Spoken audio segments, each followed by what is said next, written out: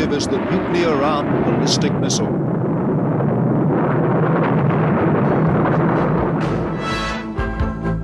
Over the past decades, intense work has been underway to develop ways to defend against the ballistic missile threat. Come with us as we take a look at the new technologies of the missile shield.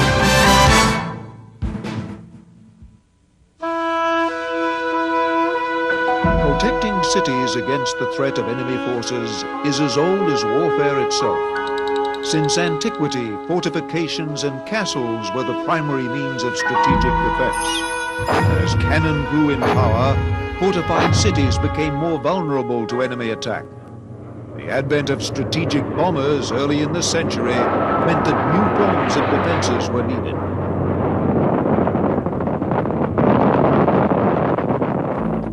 Anti-aircraft guns and radar sprouted up around the major cities of Europe and Asia in an attempt to stave off the bomber threat.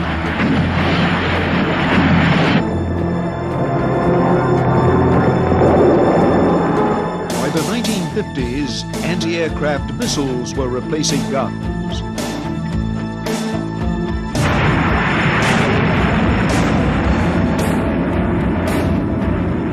The missiles were more accurate and more destructive.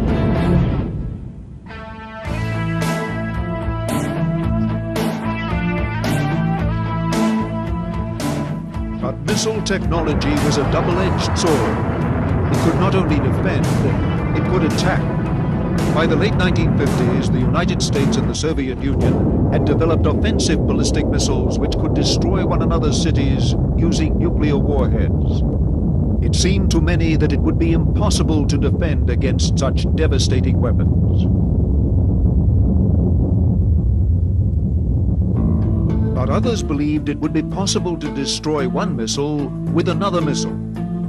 This began a secret technological struggle between engineers designing offensive missiles and other engineers designing defensive missiles to protect cities and military objectives. In 1962, an experimental Nike Zeus missile succeeded in intercepting an intercontinental ballistic missile for the first time.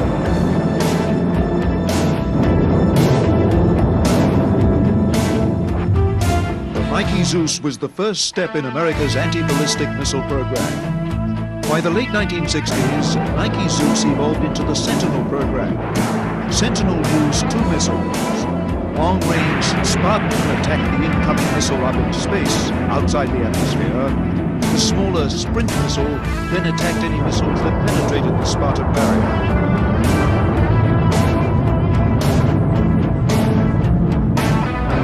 The Sentinel ABM program was a technological marvel every bit as challenging as the space race to the moon. But military thinkers began to grow concerned about what ABM missiles meant in the tense Cold War relationship between the United States and the Soviet Union. There were fears that a ballistic missile shield would lead both sides to build more and more offensive missiles to overwhelm the growing defensive barrier. As a result, in 1972, both sides agreed to place very strict limits on defensive missiles under the ABM Treaty. The United States deployed missiles at a single site in North Dakota in 1974 as part of a small, limited ABM network called Safeguard. Safeguard could only provide limited defense against a small-scale attack, and it was soon closed as uneconomical. In the 1980s, President Reagan initiated a new defensive program called SDI, the Strategic Defense Initiative, popularly called Star Wars. SDI was a research program aimed at developing new technology. Exotic new concepts such as high-energy lasers, particle beam weapons, and space-based weapons were tested. But President Reagan's dream of a defensive missile shield in space ultimately proved stillborn. The program was controversial due to its costs and to doubts that it could defend against a massive Soviet attack.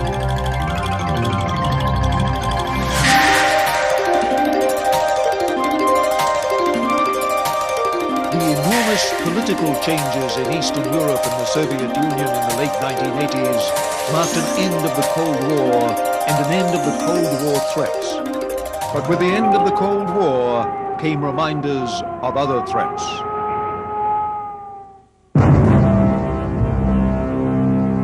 During the 1991 Gulf War, the Iraqis used Scud missiles to terror bomb Saudi and Israeli cities. In an historic first, Patriot missiles were used to defend the cities against the Scud missile attacks.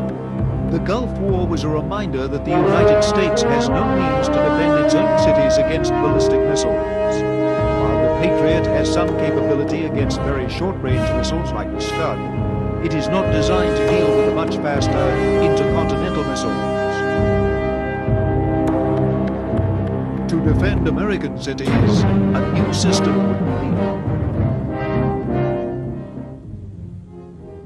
Patriot is capable of dealing with only short-range missiles. As the range of a ballistic missile increases, the velocity at which it flies increases, and the ability of the missile to fly out and hit the target is affected by how fast the target is coming in. Against the class of missiles that we dealt with in the Gulf, Patriot was capable of defending a footprint of perhaps 10 kilometers in diameter or something like that. Fairly small footprint. When you get to the strategic class of missile, Patriot and that class of missile would have zero capability to defend against the class of missiles that fly 10,000 kilometers. One needs a much faster missile that flies out further and can actually fly up into space where these re-entry vehicles are coming in. In 1990, the SDI program was restructured to face the changing realities of the world scene. The aim was to develop systems to defend against the more limited threats of the 1990s, and so was called GPAL, Global Protection Against Limited Strikes.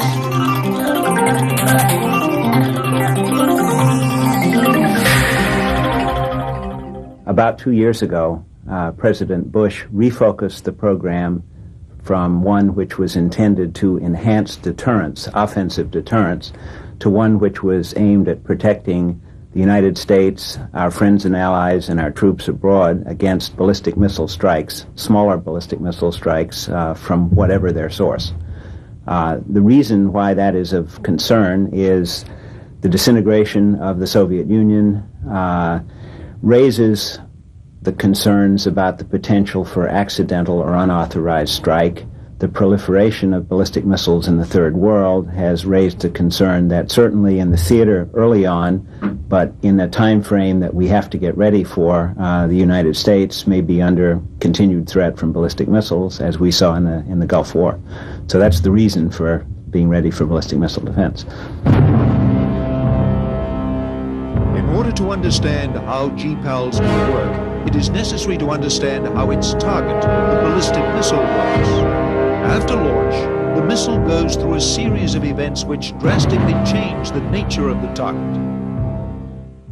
The part nearest the launch is called the boost phase, and that's when the ICBM is firing and leaving the ground, and it carries on it one or more reentry vehicles or penetration aid packages, depending on whether it's a multiple system or a single system.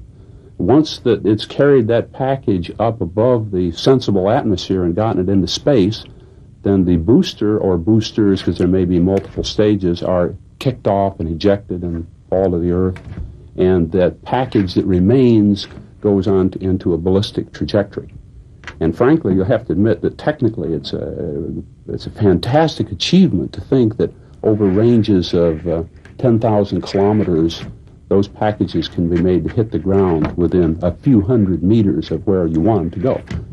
Okay, so at the end of boost phase, we have a busing phase, and that's when the hardware that's left, the top end of this missile, sets out its reentry vehicles, its real weapons, its nuclear bombs, if you will, on paths that are predetermined that will let them impact in the target area where we want them to go. And all of this happens within the first 5 minutes, 6 minutes, if you will, of some 25-minute flight path. During this time, if there are going to be any intentional penetration aids, decoys and stuff like that, they would be deployed. Okay, and so the weapons then traverse that path. When they get to the atmosphere again, reentry is a very difficult technical problem because the friction of the atmosphere at those extremely high velocities makes it very important that the reentry vehicles be able to survive. They can. But they come into the atmosphere, and so the last minute of this flight is when they enter the atmosphere and hit the ground and detonate or whatever is going to happen. And we call that the endo-atmospheric phase. So if you looked at this whole 25 minutes, if you will, of flight path, you had maybe 5 minutes or so in the boost phase, another few minutes in the post-boost phase when we're busing, a long period of time, some 20 minutes in exo-atmospheric flight, and then a minute or so for the reentry. The task of the current SDI program is to develop a defensive shield that can be put in place by the turn of the century. As a result, more mature technologies, such as missiles, are receiving priority over more exotic technologies, such as lasers. But the real technical challenge is not only the missiles. First and foremost, one needs the sensor systems that detect the launch of ballistic missiles. We have such systems now, but what we do not have are the systems that track the warheads into space as they continue on their track toward their target. And we have several programs, both radar and space optical systems that are aimed at providing detailed trajectories on the targets for both theater and for U.S. defense. So we can tell interceptor missiles, whether those missiles might be based in space or early on they will be based on the ground. We need to be able to tell them where to go. And in order to do that, we need the sensor systems to support them.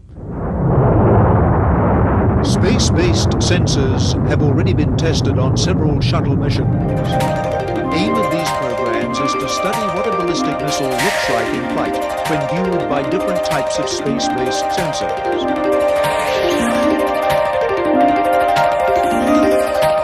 It is also necessary to study the natural phenomena of the upper atmosphere, such as the aurora borealis, to understand what a missile will look like against such backgrounds. These new sensors will eventually be incorporated into a new type of satellite, codenamed Brilliant Eyes. These satellites will detect the trajectory of moving bodies in space, such as re-entry vehicles. The sensors that are on board the satellite are able to see these bodies and to develop the motion that is needed to tell us two things, actually. One, is it really a threatening body? That's very important because there are other things which accompany reentry bodies, junk and things like that. And secondly, it's able to pass information to the interceptor that would allow the interceptor to fly to a point in space to actually do the killing job. Sensors are the first stage of the missile shield. Once the enemy missile has been detected by the brilliant eyes, the next layer of the defensive system comes into action. Ground-based radars will track the incoming re-entry vehicles. The radars will sort out the real warheads from the decoys. A new missile called the Ground-Based Interceptor, or GBI, will be used to destroy the incoming re-entry vehicles. Unlike the old Safeguard program, which used a nuclear warhead, the new missile is accurate enough to destroy by simply ramming the target. It is a non-nuclear killing interceptor. In fact, it has no warhead at all. The technique that we're using for destroying the weapon incoming is direct impact, which means that the upper stage of the missile flies such that it collides with the incoming warhead. And when that happens, these two bodies are traveling at very high relative velocity. So when they collide, it's an immense amount of destruction and totally destroys. So we don't have what we call a lethality issue. If we hit it, it will be destroyed. In fact, the two bodies in our experiments have been turned to dust. So the interceptor then has to be able to actually collide with the incoming, which means it has to have an onboard homing system. It has a sensor which once the interceptor is launched and it flies to a point in space, can open its eyes, if you will, find the target, and do the divert maneuver. That means fly itself such that it can make this collision. One of the most difficult aspects of strategic defense is distinguishing the real warheads from all the decoys and debris. Here we see an actual re-entry vehicle entering the atmosphere. Ideally, it would be best to attack the missile shortly after launch, before the re-entry vehicles have separated from the bus. Furthermore, a space interception would destroy all the warheads at once.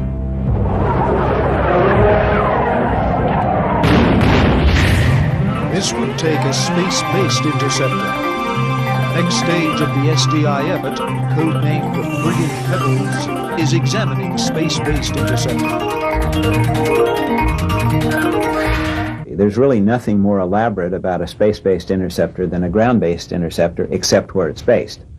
The Brilliant Pebble that we're talking about is an interceptor, just like a ground-based interceptor, that's housed in what we call a life jacket, which provides life support in space while it lives there. It is cued in the same way as a ground-based interceptor. It can enter the battle and it runs into its target in the same way. The real advantage of a space-based interceptor is that it can deal with ballistic missiles coming up. It can get to the target sooner while it's still burning. It works in theater. It can deal with theater targets. It can deal with targets that threaten the U.S. It can deal with short-range targets. It can deal with long-range targets. The popular vision of the SDI program has been most strongly shaped by exotic technologies such as lasers. Development of laser weapons continues, but it seems unlikely they will be actually deployed in strategic defense until the 21st century. Important milestones have already been met in the program. Ground-based lasers have been able to destroy missile fuselages. And high-energy lasers have shot down tactical missiles in the atmosphere. But substantial technical hurdles still remain, including such issues as compact power sources and the penetration of the beam through the atmosphere. Over the next several years, strategic defense is more likely to be based on missiles than on directed energy weapons. The GPAL's missile defense program now involves not only national defense of the United States from ballistic missiles, but also theater defense of American troops in the field. The need to protect troops from tactical missile attack was made evident during the Gulf War. The Patriot system proved adequate for the job, but was not originally designed for the anti-missile role. It was intended as an anti-aircraft system.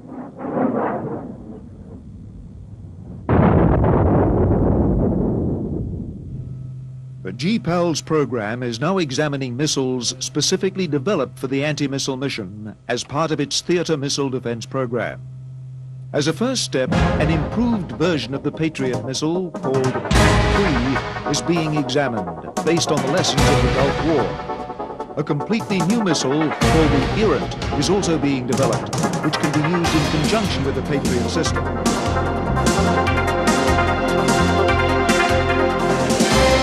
Errant is so accurate that it destroys the enemy warhead by colliding with it at speeds faster than a bullet striking another bullet.